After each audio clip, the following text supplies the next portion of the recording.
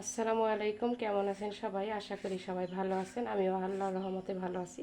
তো গাছ থেকে গতকাল যে কুমড়াটা ছিঁড়ে নিয়েছিলাম, তো ওটাই খোসা সহ রান্না করব এই ইলিশ মাছ দিয়ে। তো এখন আমি এটা কেটে নিচ্ছি, সাথে এখানে সরিষা নিয়ে নিয়েছি, তো এটা বেটে নিব।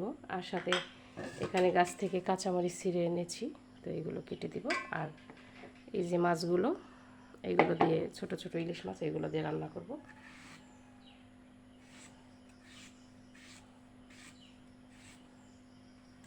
তো এইভাবে মানে কচি চাল কুমড়ো কিন্তু খোসা সহ রান্না করা যায়। তো এখন সর্ষেগুলো সুন্দর করে বেটে নিব। তো চুলাটা জ্বালিয়ে দিয়েছি, এখন কাঁচামরিচগুলো চুলার মাঝে কড়াইয়ের মাঝে দিয়ে দিব। আর এখানে পেঁয়াজ রসুন বেটে নিয়েছি, এগুলো এখন আমি মানে বেশি করে বেটে রাখি, যেন তরকারি রান্না করতে সময় আর কোনো এক্সট্রাভাবে কাটাকাটি না করতে হয়।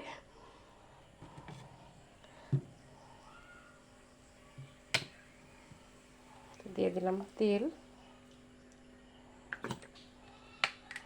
তেলটা আমি একটু কমই খাই বরাবরই, সেটা হয়তো আমার ভিডিও কন্টিনিউ যারা দেখেন জানেন। তো এখন পেঁয়াজ রসুন বাটাগুলো দিয়ে দিলাম।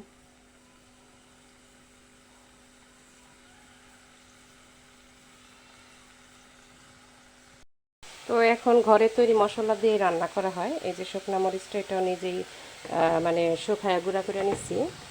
এই যে ধনিয়া, এটাও ধনিয়া আর মৌরি, যে মৌরি বলে, ওই দুইটা একসাথে ভেজে ভাগ মানে গুঁড়া করে নিচ্ছি।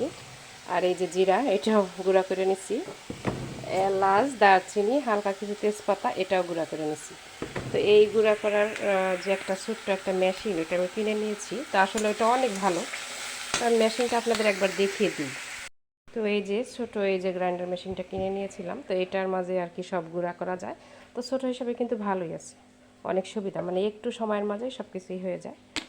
তো এটা আমি আসলে অনলাইনে দেখি যে মানুষ 1100-1200 টাকা দিয়ে কিনে, কিন্তু এটা এমনিতে আমি দোকান থেকেই কিনে নিছি।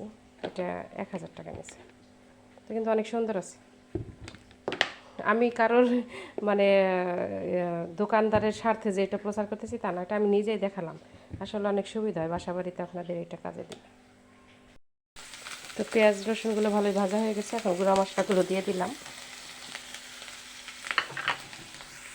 তো এখানে যে সর্ষেটা বেটে রেখেছিলাম, ওইটার মাঝেই আর কি হলুদের গুঁড়া, মরিচের গুঁড়া, এগুলো একসাথে দিয়ে দিয়েছি।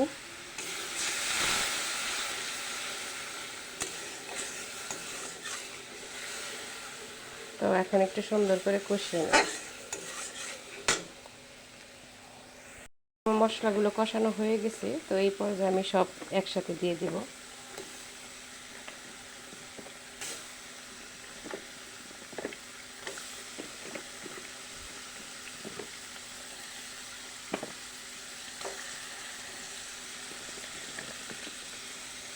এইগুলো সাথে সুন্দর করে সাজিয়ে দেব। তরকারি একসাথে দিয়ে আজকে এভাবেই রান্না করব। তো সুন্দর করে ঝোলের পানি দিয়ে একসাথে ঢেকে দিব। তো রান্না হওয়া পর্যন্ত অপেক্ষা করি।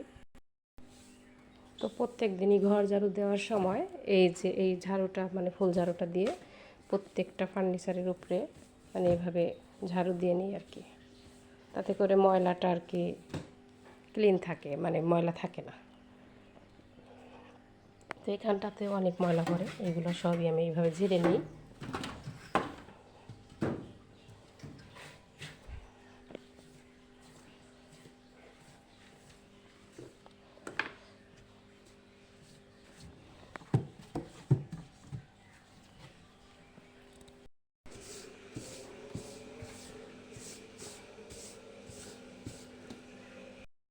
তো এই যে গাছের কলা পেকে গেছে, এই যে মিরসেলের মাঝে রেখে দিচ্ছি অনেকগুলা।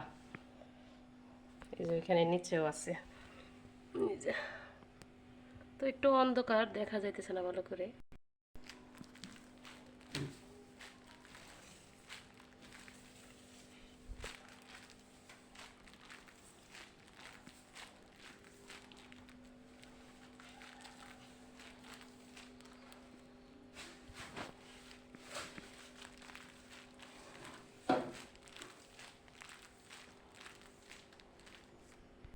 তরকারিটা হয়ে গেছে, মাখো মাখো একটা ভাব চলে আসছে।